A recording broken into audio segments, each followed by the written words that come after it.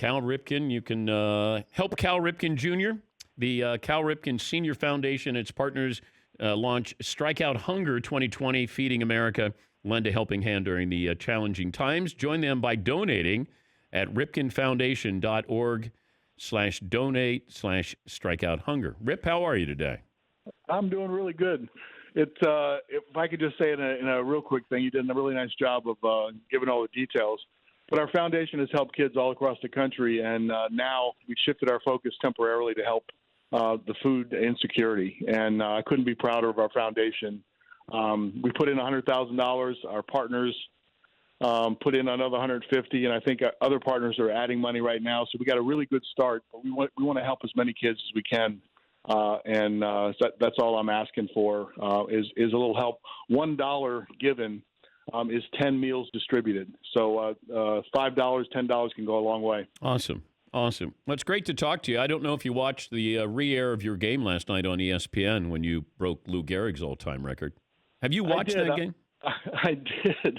I realized last night that I hadn't watched it in its entirety, from start to finish. And listening to Chris Berman and Buck Martinez, that was kind of fun. And then listening to Earl Weaver and John Miller and everybody else, and it's actually fun. I like going back and looking at myself then because I was kind of skinny. But to see the other guys, to see Chris Berman, how youthful he looks. I mean, it's 25 years ago that happened. It's amazing. You gave your jersey and hat to your family. Uh-huh. Now, was that to make sure it didn't go to the Hall of Fame, that you wanted to keep it? No. Okay. No, I was given by my kids that morning the black T-shirt that said 2131 Hugs and Kisses for Daddy. And my daughter was 5 and my boy was 2. And so I didn't really have it figured out, but I wanted to show them that I wore my jersey. Oh. I mean, I wore the T-shirt underneath. And I was thinking about unbuttoning and kind of showing it to them. And then I got the idea in the midst of that 22-minute ovation. I kept coming out embarrassed to say thank you all those times in a row. But I came out and I took my jersey off, and I asked Butch, the clubhouse guy, to go get another jersey from my locker. And so I brought this jersey out and gave it to him. But the whole design was so they could see that I wore the T-shirt. Oh, okay. Because I wasn't sure, but that you took it off. And then I noticed Rafael Palmeiro and Bobby Bonilla, like they were saying, go back out there. Like I think after the second one, you're like, I'm a little uncomfortable here. With a curtain I was call. thinking about that. I remember it that Rafael and Bobby Bo were the two people, but if I really remember correctly, it was Rafi's idea. Bobby Bo took ownership of it because he wanted to push me out there. Jeffrey Hammonds was in on it. I think Leo Gomez was there. And I think we all didn't know what to do. Nobody could have written that sort of script, but we were saying, God, we got to get this game going on. I was kind of embarrassed that, Mike Messina was pitching and it was like a long rain delay for him. And then they said, you got to take a lap. And I'm going, I'm not taking a lap around this park. And I might even said, that's a dumb idea.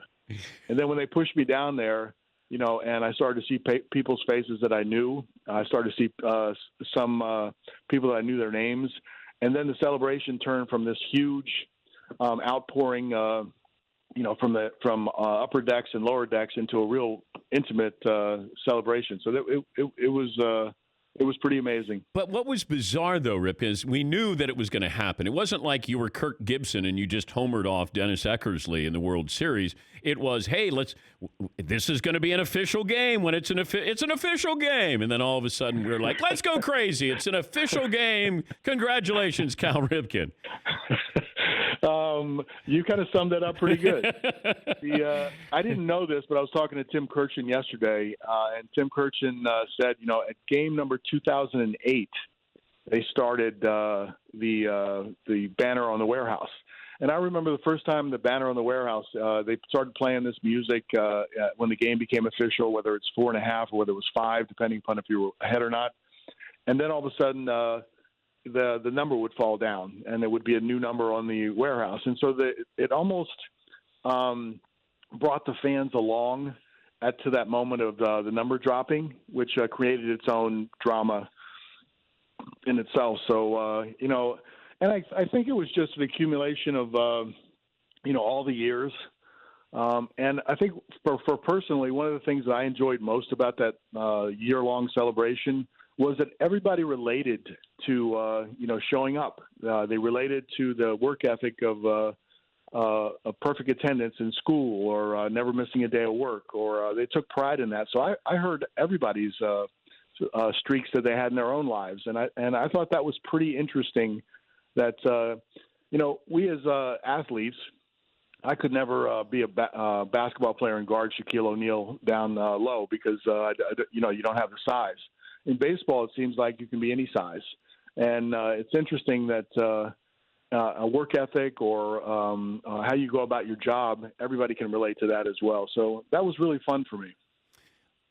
Did you ever miss school because you were sick? Yes. Oh, you did. I didn't. Here's the amazing part is that because I did miss a game, people think that I have this obsession and I had perfect attendance in school and everything was. But I always laugh because people looked at not missing a day of work and I go, well, that's a real streak. And I say, because I don't work. Yeah. I play a game for a living. I don't have to grow up. You can be a kid until you're, in my case, 41. But how do you avoid injury, though? That's the. I mean, there's a little bit of luck. I don't know how much strategy, but you're playing shortstop. There's plays at second base. I don't know how many times you got hit by a pitch during that streak, but. It's amazing. You could get hurt in any number of ways, and the freakish sort of ways. And there was many people that were on the disabled list for things that they did at home. And so I remember People Magazine was asking me, do I not cut up my own food? Do I not use knives? Do I?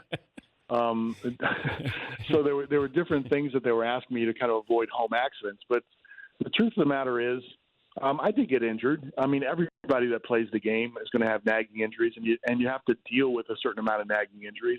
If I play 162 or somebody plays 152 or 145, it's a similar sort of feeling all the way through. I did have a good set of genes. I healed really well. So if I hit a line drive off my instep, hit a ball down on my foot, it would hurt like nobody's business. But when you look at it the next day, I didn't have the swelling, and I didn't have but other people could hit a ball off their foot, it could swell up, and then they couldn't move their foot or ankle, and they would go on a disabled list. So I had a good set of genes. But the best part about it is when you do play through an injury and then you force yourself to go through, and then there's light on the other side and you do well, then you have confidence that the next time that happens, you can do it. So I always thought the key to anyone playing all those games in a row, do it once. And if you finish strong in September, you've answered the question whether you were capable of doing it or not. And then it's just a matter of keeping that same approach each and every year. Before I let you go, help me understand how baseball could pull this off where they could get all 30 teams in Arizona and play a baseball season. If you put on your analytical brain, which I can't turn off, the hurdles and the challenges are almost intimidating to, sort of an idea like that. But I think I stepped back a little bit. I was happy. My first reaction was I was happy that Major League Baseball is working so hard to bring it back in some shape or form. So I guess given the fact that if we can have it in some form, because I do think baseball is healing in some ways. Sport is healing to all of us in our day-to-day lives. I witnessed that, and I would have never thought after 9/11 the role that baseball played in that short term.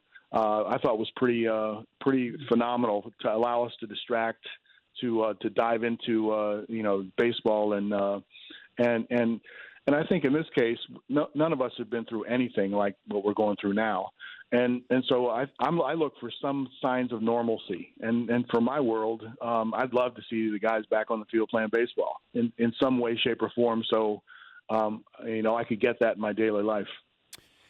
Good luck here, Rip, and great to talk to you. It's Strikeout Hunger 2020 with Cal Ripken. Great to talk to you. Hope you're doing well. Hey, Dan, how are you doing through all this? I often wonder, everyone's work is affected. You guys can do things digitally, and you can still go on, but you don't have all the information and the content that you usually have. Yeah, it makes it a little bit more challenging, but I think it's brought us closer together with my guys because now we're in constant contact. Now we're looking for things that are interesting to us and you hope interesting for your audience. So you're just each day you think differently than taking it for granted that, hey, I'm going to recap what LeBron did last night. Then you go, like I have Hank Aaron on later today. I have the Oregon basketball player, Sabrina Ionescu. We'll talk the NFL draft. So you're just kind of bouncing around. It's a game of pinball every day, but it's a different game of pinball. So you'll be better off as a result of this in some ways, if you have an optimistic view. Yes. I'm a five-tool announcer here. Yes, you are. Thank you, Rep. All right. See you, Dan. That's Cal Ripken Jr.